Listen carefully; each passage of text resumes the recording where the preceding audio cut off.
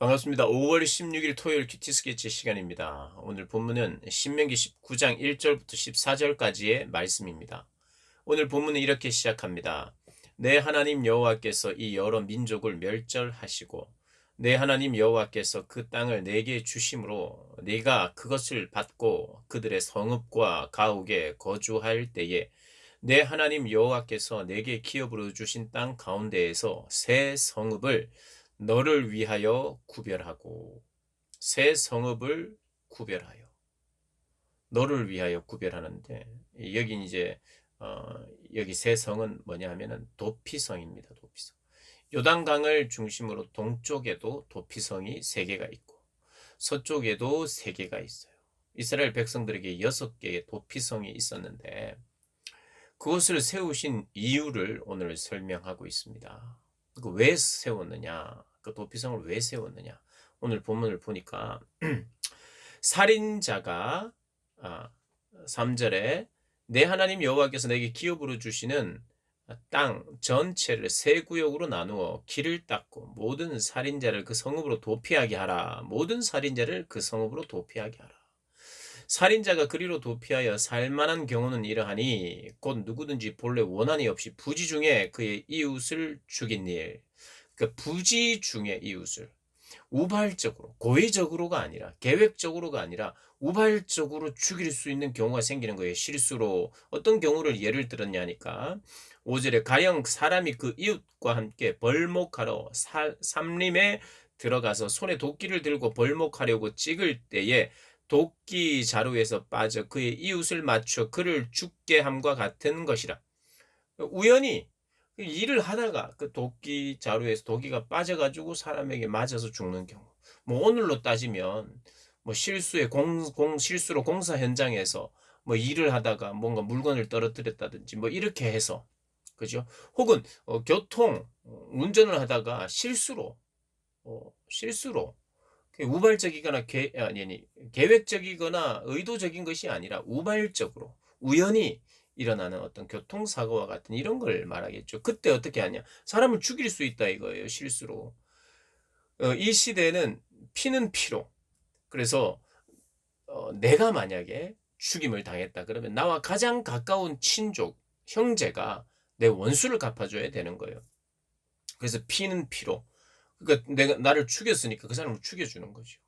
그런데 이게 실수로 우발적으로 된 경우에는 일단은 죽이지 못하도록 보호하는 것이에요. 그래서 일단 무조건 도피성으로 일단 달려가서 그곳에서 우발적이고 우연히 그리고 실수로 죽인 경우에는 그 도피성에서 살 수 있도록 해주는 거예요.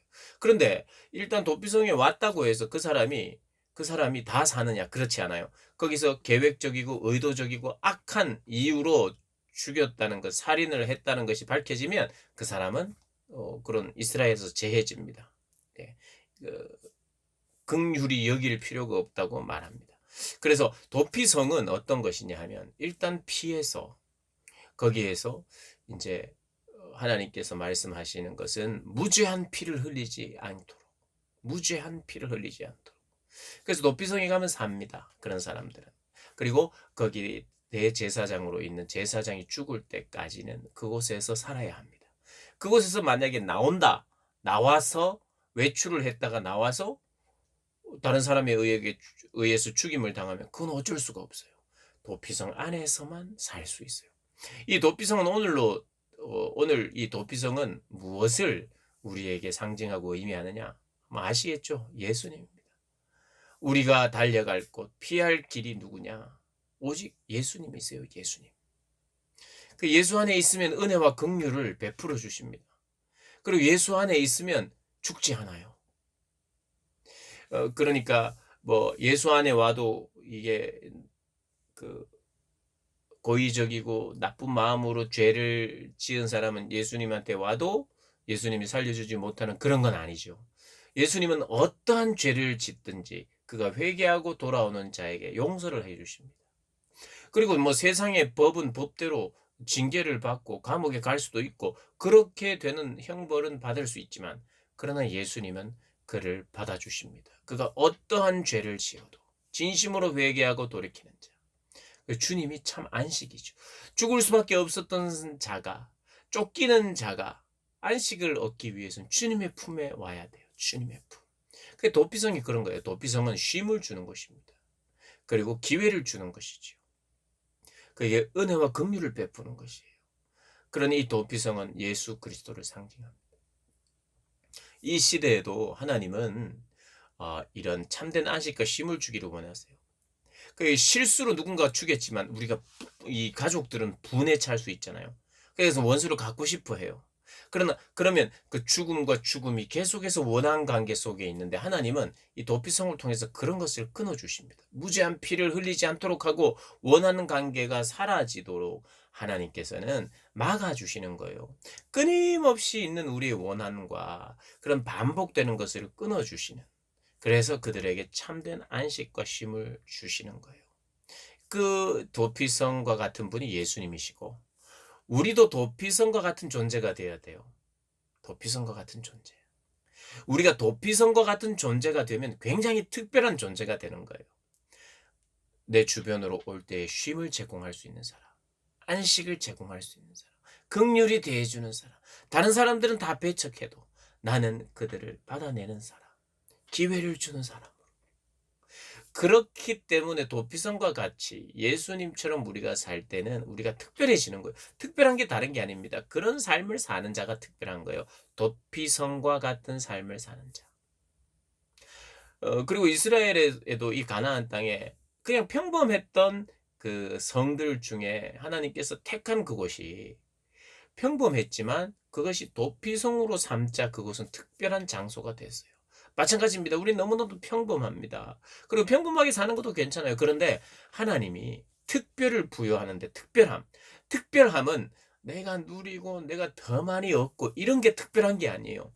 나를 통해서 주님의 사랑이 흘러가고 긍휼이 흘러가고 물질이 흘러가고 복이 흘러가는 장소, 흘러가는 사람이 특별한 거죠. 그래서 우리가 특별할 수 있는 사람이에요. 어떤 사람이 되면 도피성과 같은 사람이 되면 도피성.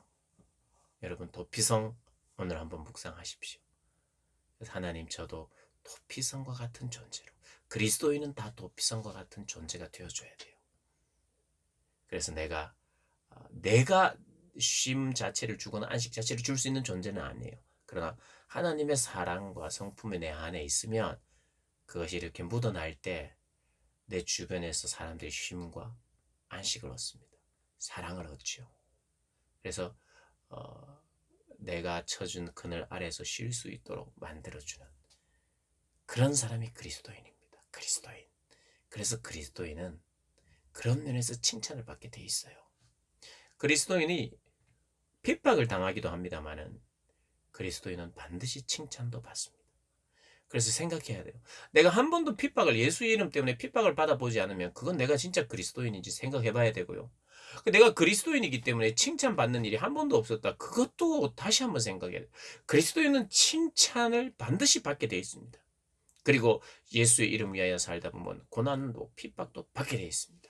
그 두 개가 같이 가야 돼요. 같이 있어야 됩니다. 기억하십시오.